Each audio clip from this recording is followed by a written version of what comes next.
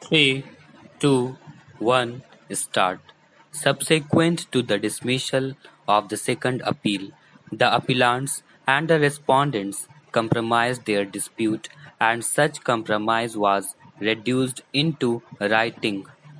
According to the written compromise, the appellants were entitled to retain half of the two-thirds share of the land in dispute, and the respondents were to retain the other half. The respondents admitted in their compromise deed that the appellants had taken possession of their share of land. When this compromise was presented before the division bench of the High Court of Punjab and Haryana in letters patent appeal which came to be registered, the division bench of the High Court disposed of the said letters patent appeal in terms of the said compromise petition.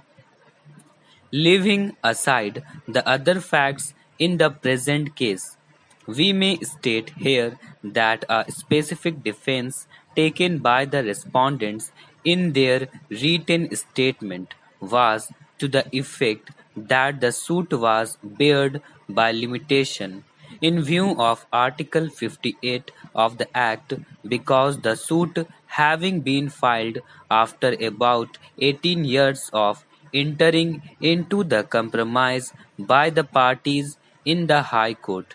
In the latter's patent appeal must be filed within 3 years from the date of entering into the alleged compromise by the parties.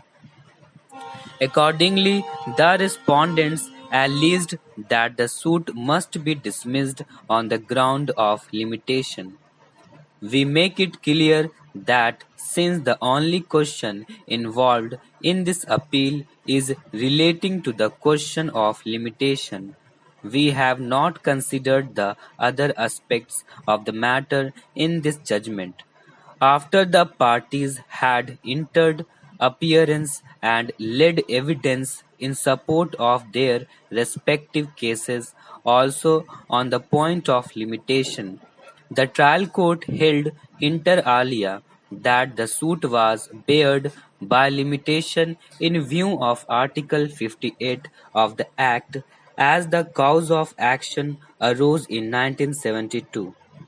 The High Court has not exercised the caution that was expected to while dealing with the judgment of acquittal by the trial court.